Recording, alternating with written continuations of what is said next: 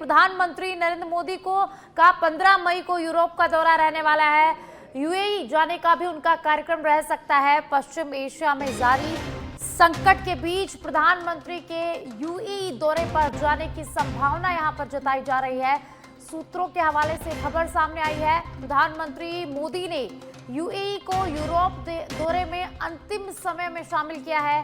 प्रधानमंत्री नरेंद्र मोदी यूएई दौरे के दौरान राष्ट्रपति मोहम्मद बिन जायद अल नहयान से चर्चा कर सकते हैं, मुलाकात कर सकते हैं। क्षेत्रीय सुरक्षा और आर्थिक चुनौतियों पर पीएम मोदी उनके साथ चर्चा कर सकते हैं। और आगे पीएम नरेंद्र मोदी का नीदरलैंड, स्वीडन, नॉर्वे और इटली की यात्रा का कार्यक्रम रहने वाला है। तो प्रधानमंत्री नरेंद्र मोदी का 15 मई से यूरोप दौरा रहने वाला है।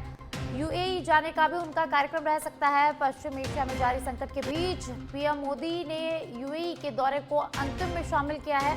और सूत्रों के हवाले से खबर सामने आई है, जहां पीएम मोदी यूएई के राष्ट्रपति से भी चर्चा कर सकते हैं।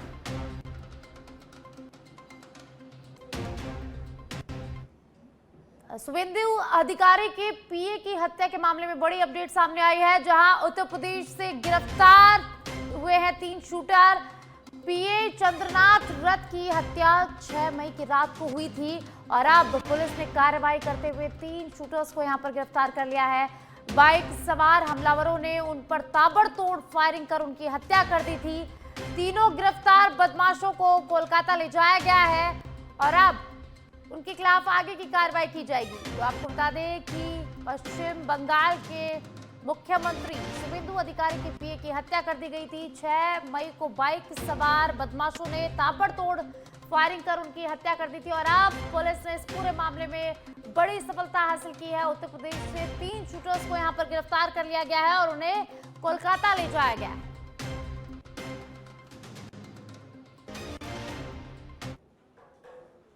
मुख्यमंत्री भजनलाल शर्मा ने अजमेर जिले के कडेल गांव में रात्रि विश्राम के बाद मंगलवार सुबह पैदल भ्रमण कर ग्रामीणों से सीधा संवाद किया। इस दौरान उन्होंने बुजुर्गों, महिलाओं, किसानों और युवाओं से लोक कल्याणकारी योजनाओं की जानकारी ली और उनकी समस्याओं को भी यहां पर सुना। ग्रामीणों की मांग पर मुख्यमंत्री ने गांव के प्राथमिक स्वास्थ्य केंद्र को सामुदायिक स्वास्थ्य केंद्र में क्रमोन्नत करने की घोषणा भी यहां पर की और इसके साथ ही उन्होंने प्राचीन शेषनाग भगवान मंदिर में पूजा अर्चना कर प्रदेश की सुख समृद्धि की कामना की। इस अवसर पर जल संसाधन मंत्री सुरेश सिंह रावत सहित जनप्रतिनिधि और बड़ी संख्या में ग्रामीण मौजूद रहे। तो अजमेर के कडेल से खबर है, जहां मुख्यमंत्री भजनलाल शर्मा कडेल पहुंचे थे। रात्रि विश्राम उन्होंने कडेल में किया। उसके बाद सुबह उन्होंने नगर भ्रमण किया, ग्रामीणों से मुलाकात की, उनकी समस्याओं को सुना। उसके बाद उन्होंने शेषनाग मंदिर में पूजा अर्चना कर प्रदेश के सुख समृद्धि की कामना की। उसके बाद वे जयपुर यहां पर आ गए हैं। और अब जयपुर एससीबी की बड़ी कार्रवाई देखने को मिली है। एससीबी ने दिल्ली एयरपोर्ट से संजय बड़ाया को हिरासत में ले लिया है। जल जीवन मिशन का घोटाले में बड़ा दलाल है संजय बड़ाया और अब बड़ाया को हिरासत में ले लिया गया है और अब टीम उन्हें जयपुर लेकर आ रही है। थाईलैंड शादी में संजय बड़ाया गया हुआ था और पुलिस ने एयरपोर्ट पर इसे दबोचा है। जयपुर एसीबी ने बड़ाया के लिए एलओसी जारी कर रखी है और आज दिल्ली एयरपोर्ट पर पहुंचते ही उसे दबोचा गया। डीआईजी डॉक्टर रामेश्वर सिंह के सुपरविजन में कार्रवाई की गई है। ASF Mahavir Prasad Sharma, ASP Bhupendra Singh, ASP Himanshu Kuldeep ने इस पूरी कार्रवाई को अंजाम दिया है। डीजी गोविंद गुप्ता और एडीजी स्मिता श्रीवास्तव के निर्देश पर यह बड़ी कार्रवाई की है।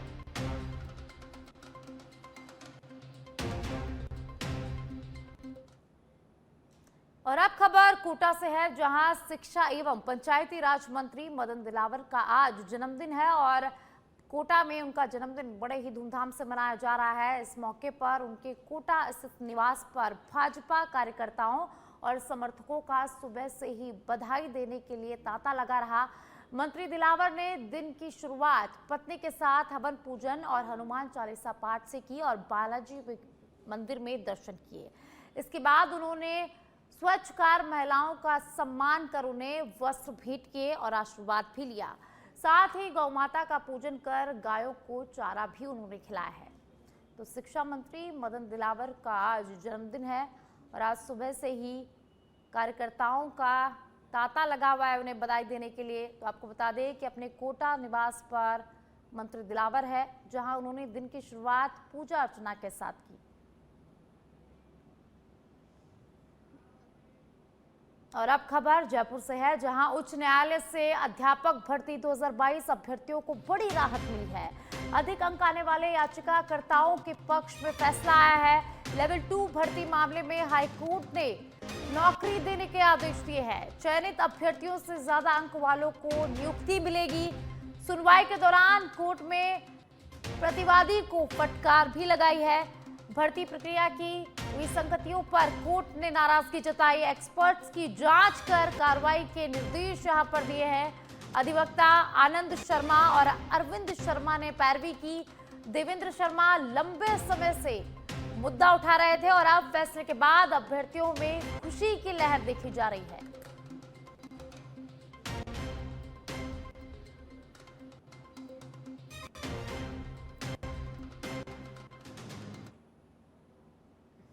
भर्ती साथियों, आज अध्यापक भर्ती 2022 लेवल 2 चयनित कैंडिडेट से अधिक अंक वाले मामले में माननीय उच्च न्यायालय से पिटिशनर्स को जीत मिल चुकी है। काफ़ी लंबे समय से 1 साल से इसके लिए हम प्रयास कर रहे थे, लगातार चक्कर काट रहे थे, बोर्ड के धरने दे रहे थे और आज इस मामले में फाइनली जीत मिल चुकी है, जिसमें याचिकाकर्ताओं की तरफ से अधिवक्ता आनंद शर्मा एवं अरविंद कुमार शर्मा जी को मैं भी बधाई देना चाहूँगा, जिन्होंने इतने लंबे समय से इस केस को जो है पकड़ के रखा, मजबूती से उच्च न्यायालय में लड़ा। साथ ही साथ उन सभी साथियों को भी बधाई देना चाहूँगा जिन्होंने इतने लंबे समय तक हमारा साथ दिया, मुझ पर विश्वास किया। मेरे साथियों, हाथ आज कांप रहे हैं इस फैसले को सुनकर। इस फैसले में जो माननीय न्यायाधीश महोदय हैं, उन्होंने ऐसे एक्सपर्ट पर भी जो है कड़ी कार्रवाई के निर्देश दिए हैं, जो इस प्रकार के जो है प्रश्न बनाते हैं, जिनसे इस प्रकार की विसंगतियां होती हैं। इस मामले में कोई भी नई अपडेट आएगी तो जल्दी ही आप लोगों को। जयपुर से खबर है, जहां जल जीवन मिशन घोटाले का ये पूरा मामला आज कोर्ट में पेश होंगे पूर्व मंत्री महेश जोशी। 4 दिन की रिमांड अवधि आज समाप्त हो गई है, पूरी हो गई है। 7 मई को एसीबी ने महेश जोशी को गिरफ्तार किया था और आज उन्हें कोर्ट में पेश किया जाएगा। तो जल जीवन मिशन घोटाले में अपडेट हम आपको बता रहे हैं, जहां आज पूर्व मंत्री महेश जोशी को कोर्ट में पेश किया जाएगा। आपको बता दें कि 7 मई को एसीबी ने महेश जोशी को गिरफ्तार किया था और आज कोर्ट में पेश किया जाएगा। 4 दिन की रिमांड पूरी होने के बाद आज महेश जोशी को कोर्ट में पेश किया जाएगा।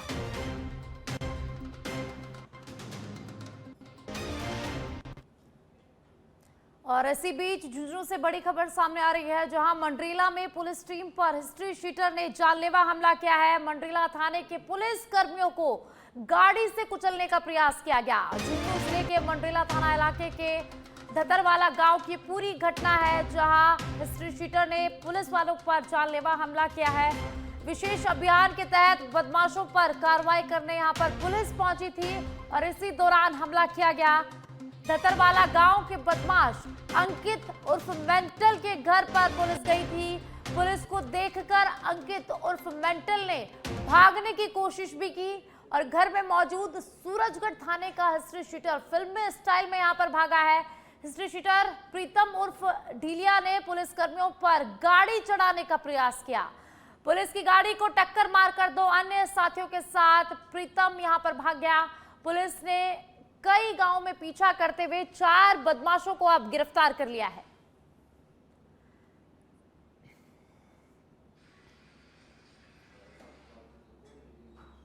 और अब खबर शाहबाद से है, जहां मुडियर वन क्षेत्र में मादा भालू अपने 4 नन्हे शावकों के साथ नजर आई। करीब 1 महीने के ये शावक मां का दूध पीते हुए यहां पर नजर आए, जिसका दुर्लभ दृश्य बाहर से आए कुछ युवकों ने अपने मोबाइल के कैमरे में कैद कर लिया। प्रत्यक्षदर्शियों के अनुसार मादा भालू काफी देर तक शावकों के साथ जंगल में बैठी रही। वन्य जीव विशेषज्ञों का कहना है कि पानी और भोजन की कमी के चलते कई बार वन्य जीव खुले क्षेत्रों और सड़क किनारों तक पहुंच जाते हैं। मादा भालू शावकों के साथ बेहद सतर्क रहती है और खतरा महसूस होने पर आक्रामक भी यहां पर हो सकती है। वन विभाग ने लोगों से जंगल क्षेत्र में अतिरिक्त सावधानी बरतने की अपील की है।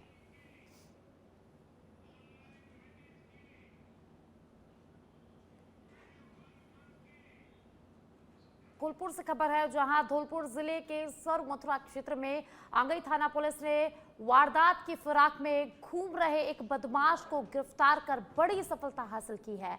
गश्त के दौरान मुखबिर की सूचना पर रेलवे स्टेशन के पास घेराबंदी कर पुलिस ने आरोपी केशव कश्यप निवासी सिरकरा आंगई को दबोच लिया है।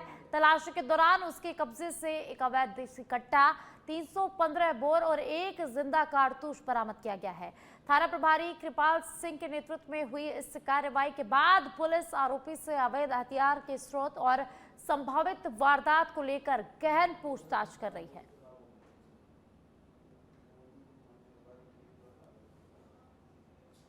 और अब खबर जयपुर से है, जहां मनोरपुर में राजस्थान का पहला बैरियरलेस हाईटेक टोल सिस्टम शुरू हो गया है और अब बिना रुके सीधे टोल कटेगा। कैमरों से वाहन की पहचान होगी। फास्टैग में बैलेंस कम हुआ तो मोबाइल पर तुरंत ई नोटिस पहुंचेगा। 72 घंटे के भीतर भुगतान नहीं किया गया तो दोगुना यहां पर जुर्माना लगेगा। कम बैलेंस वाले फास्टैग अब हजारों वाहन चालकों पर भारी पड़ेंगे। NHAI अब हर गुजरने वाले वाहन की डिजिटल मॉनिटरिंग करेगा। तो 72 घंटे के भीतर अगर भुगतान नहीं हुआ तो दोगुना जुर्माना देना होगा। कम बैलेंस वाले फास्टैग अब हजारों वाहनों चालकों पर भारी पड़ेंगे और NHAI अब हर गुजरने वाले वाहन की डिजिटल मॉनिटरिंग करेगा।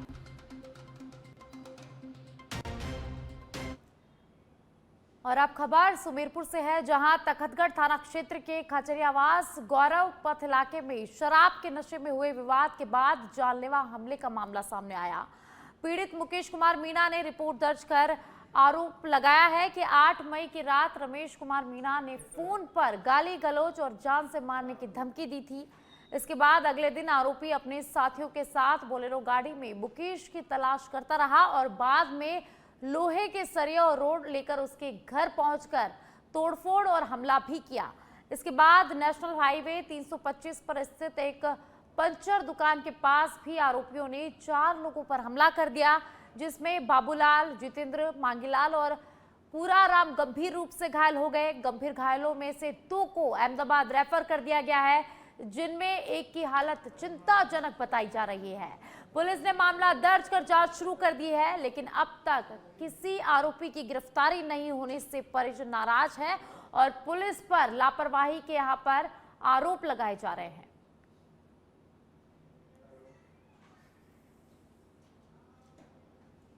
और अब खबर सीकर के लक्ष्मणगढ़ से है, जहां अज्ञात चोरों ने एक मकान को निशाना बनाते हुए नकदी और लाखों रुपए के आभूषण चोरी कर लिए। वारदात शहर के वार्ड संख्या 32 स्थित जगदीश प्रसाद वाल्मीकि के मकान में हुई है। चोरों ने मकान के 2 कमरों में रखी अलमारियों के ताले तोड़कर चोरी की घटना को अंजाम दिया है। घटना की सूचना मिलते ही लक्ष्मणगढ़ थाना पुलिस मौके पर पहुंची, मौका मुआयना किया है। पुलिस ने मामला दर्ज कर लिया है और अज्ञात चोरों की तलाश शुरू कर दी है।